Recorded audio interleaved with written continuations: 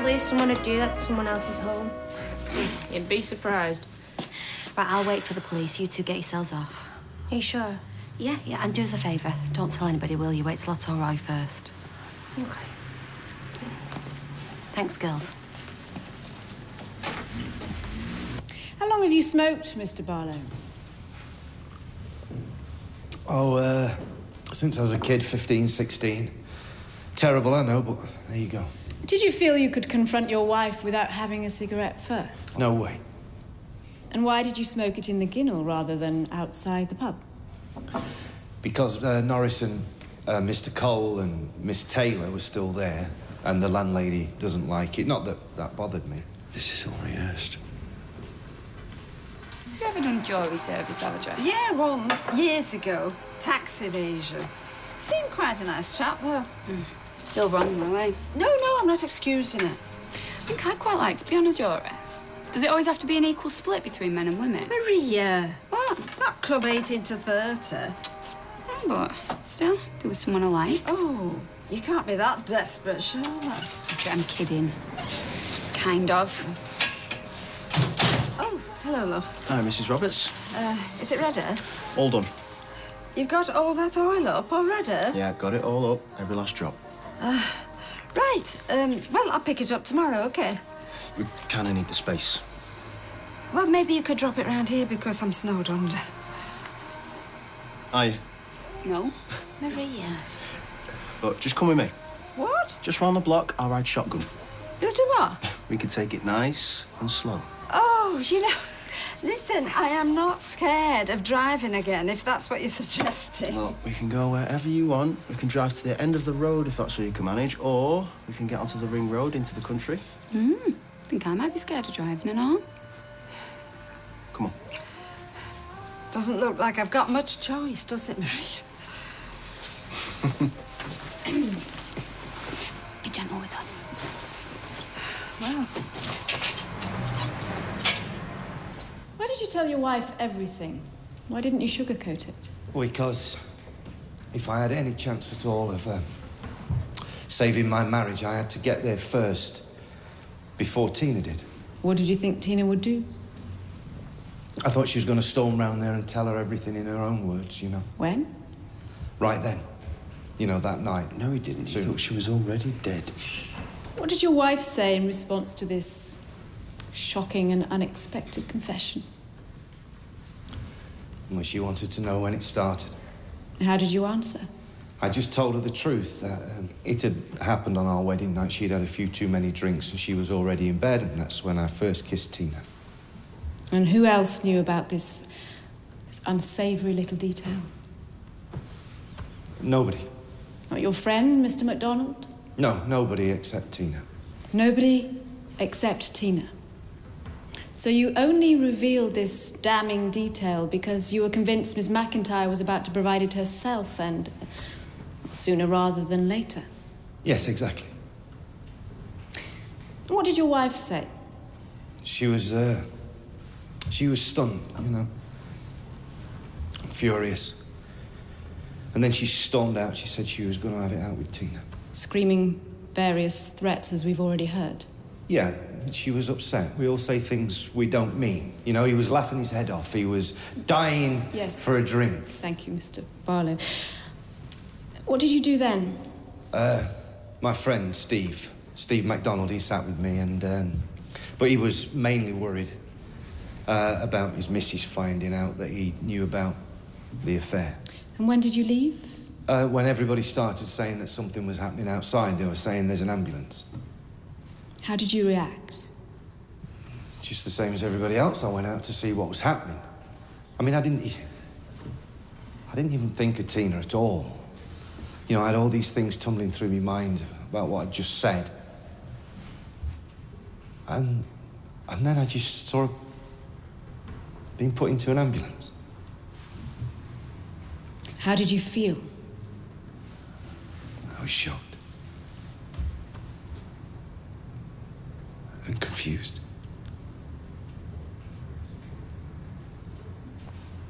She was a nice person.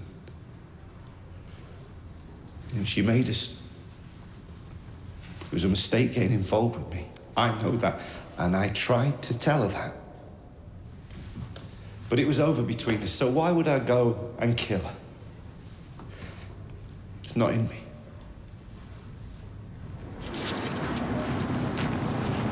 We'd be all right seeing yourself in. See yourself in? He's not 6 years old. Just still open, he'll be fine.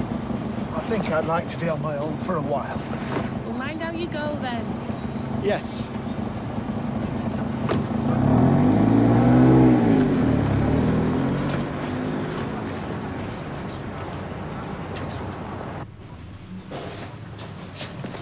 Right?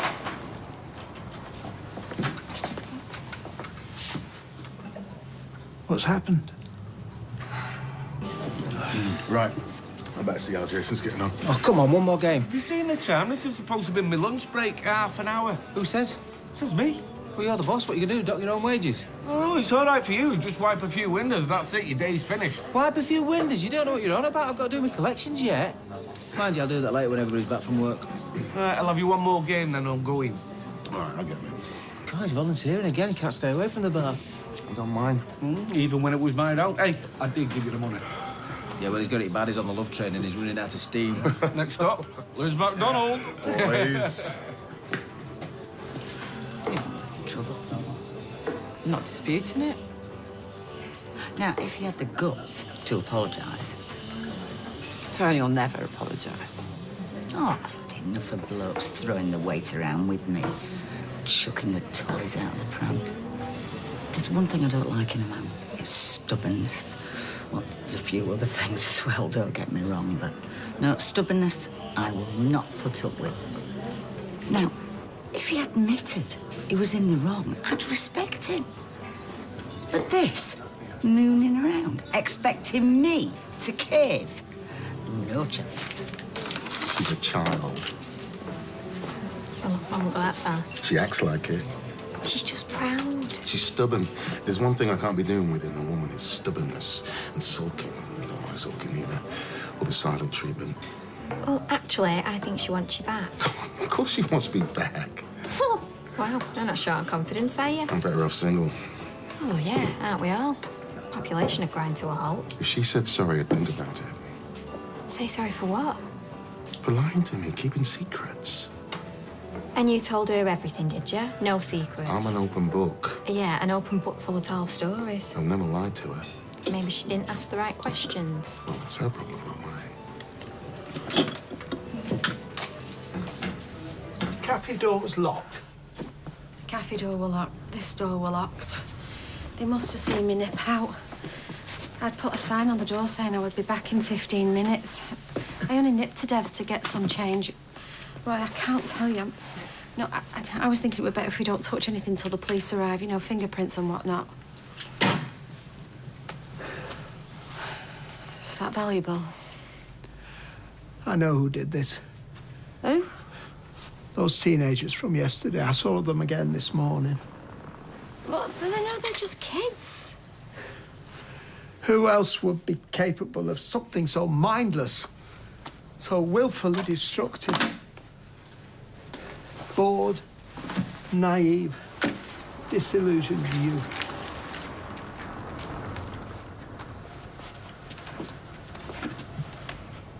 Right, the police have arrived.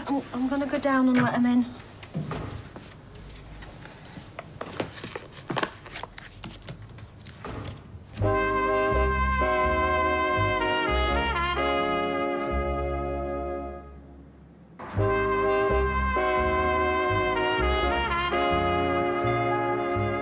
Peter Barlow was a bookmaker. A man you might consider well used to weighing up the odds. Isn't that what he did on the night of the 26th of May, 2014? Didn't he spread his bets? First, he agreed to run away to Portsmouth with his mistress. Then, circumstances changed. Yeah. Thank you. I'm just going to take these up to the officers and then I'll come back down and make some sweet in a minute, love. Right, why didn't you call us? Sophie's just told me. The crime scene investigators arrived looking for fingerprints. This is just bad luck. No. It was those young men we saw this morning. One of them threw a can. I picked it up to dispose of it. An act of provocation in his eyes. What, they broke into your flat because you picked up a can? They destroyed the closed-circuit television camera like seasoned criminals. I still can't get hold of Owen. Hiya, Ty. Listen, he needs that lock replacing. Right, I'll give Jace a back. Sorry. Right. He reckons he knows who did it, them kids that was outside. They've destroyed his photo album. Right, well, should we go and have a drive around? Yeah. No, but please, let's leave it to the police. How did they get up there? Where were you? I just nipped to the corner shop to get some change. I put a sign on the door saying back in 15 minutes. I might as well say you got 15 minutes to burgle us. I should have been more careful. Well, look, it's nobody's fault. Well, Mr. Cropper, we're all done.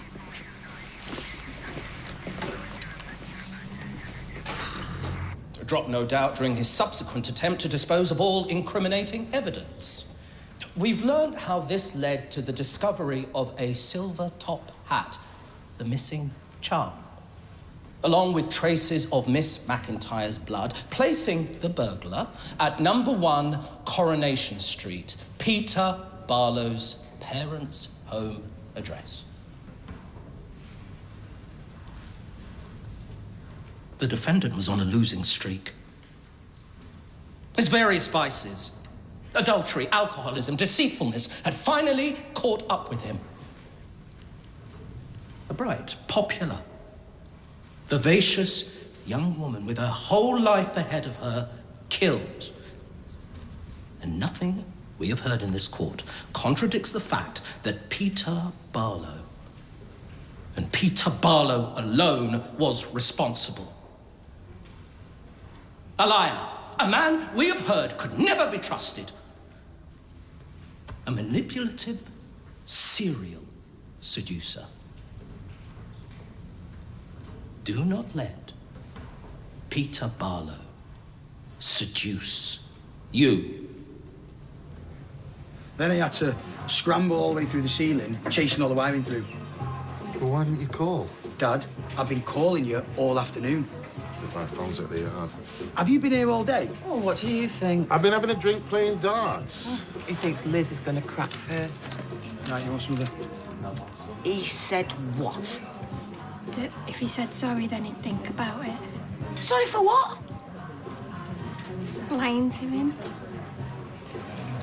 That was none of his business. That was between me and Jim and no one else.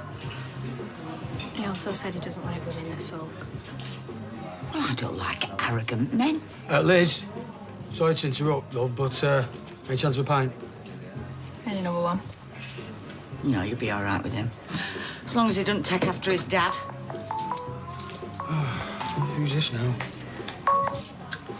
Ty? You may consider that when Miss McIntyre was attacked later on that evening, Mr. Barlow was in the back room of the Rovers Return public house, telling his wife the truth.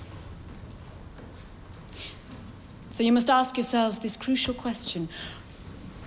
Why would Mr. Barlow confess to damning and humiliating details that only Miss McIntyre would have known if he himself already thought her to be dead? Does that sound like the next logical step for a man who's just committed murder? The murder of the only other person who could verify these details. This illogical leap must not be underestimated. Indeed, it is a leap, is it not? Yet to be credibly accounted for within this room. All part of his grand plan. An elaborate smokescreen. None of these hold water. And not a single piece of evidence says otherwise. His fingerprints were not found on the missing top hat charm. And despite being accused of transporting underneath his coat a blood-stained iron bar. No traces of blood were found on Mr. Barlow's coat. Nor did he stash any iron bar at his parents' outhouse, nor subsequently dispose of it elsewhere. Why? Because Peter Barlow did not attempt to take Miss McIntyre's life. Peter Barlow was elsewhere, telling his wife the truth.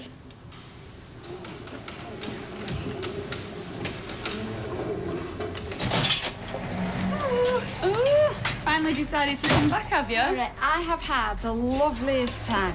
We drove to MacForest, and Luke suggested this marvellous route. So then I said I'd treat him to lunch. So we had a sandwich in this wonderful pub overlooking the whole of Cheshire. Honestly, Maria, I could have sat there all afternoon. I bet. But Luke had to get back to work, of course. Do you know, he is carrying that place single-handedly. I mean, with Kevin being away and then Tyrone being incapacitated. And I never realised how fascinating it was being a mechanic. Yeah, it sounds like it. I had chicken and pesto wrap, and Luke had ploughman's, and he wouldn't let me pay. Oh. No. So, are you going to see him again, then? Well, do you know, I still am just a little bit nervous driving on my own, so he said, yes, we could do it again. Right. He's got the most wonderful eyes, you know, and a lovely smile, hasn't he? And he's got such, well, lovely, delicate hands for a mechanic. Did I mention that? No, you didn't. Mrs. Roberts. Oh! I've somehow ended up with your keys. So you have. Thank you. Well, see you next time. Yes. Bye then. Bye.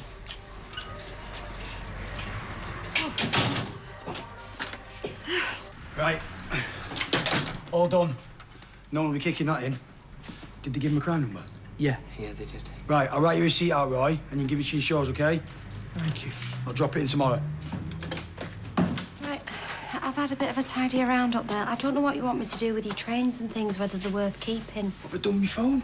You've not left it upstairs, have you? Oh, no, I've got it. Right, I'll love you and leave you. Cheers, Jace. No problem. And Roy, take it easy, OK? Thank you again. Right, this is my last one, then I've got to pick Jack up from the childminder. You sure you don't want one? No, I got to see a man about a dog. You getting a dog? Is that the key to your heart? Oh, no, my flat. Todd's just brought him back. All right. Is he still working for Tracy? Yeah, as far as I know. Oh, let's be honest. You wouldn't buy a radio alarm clock from Todd or Tracy, would you? What a combination. He's not that bad underneath. And underneath that is even more rotten. The stress he's put his mother through. Oh, hello. Finally tearing yourself away. It's a hell of a dartboard. Is there anything you want to say to anyone? Who? I'll leave you two to chat. Oh, I think I'd rather change a barrel. One little word, that's all she's got to say. Funny that, because I can think of two. But are you sure you're going to be all right? Yes, yes. You know you're welcome to stay with me and Fizz. I don't think they'll be back. Oh, I doubt it, but if you hear anything or see anything, ring one of us right away. I will, Liz. Right, well... I'm so sorry. Please. Well, good night, then. Good night. Good night. And thank you.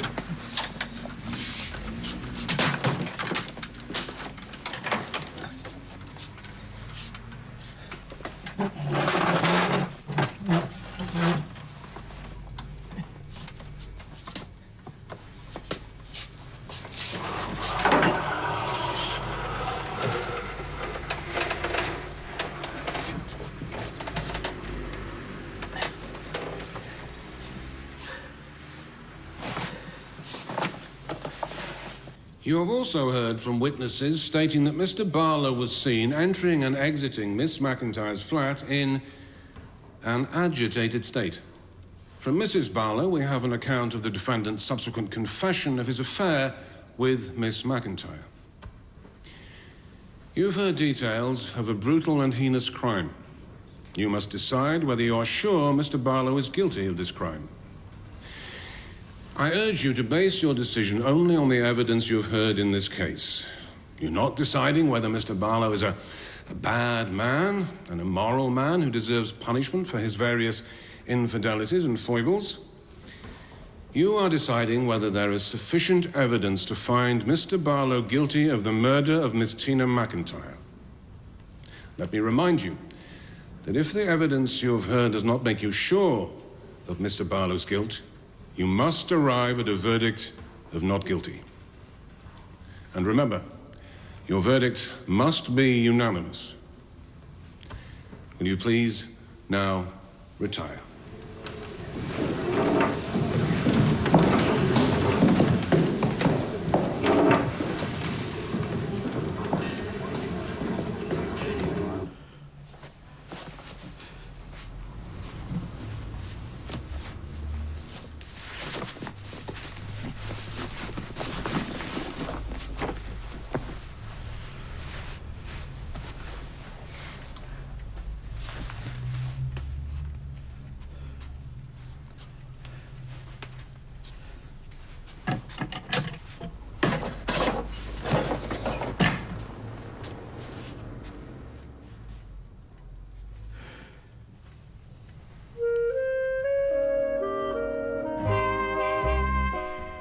The 80s is the theme for week 2 of the X Factor live shows this weekend, Saturday and Sunday night at 8 here on ITV. Sunday at 9 it's Downton Abbey and Lady Cora continues to flirt while Branson decides if Miss Bunting is the right girl for him. Next tonight though, brand new Lewis.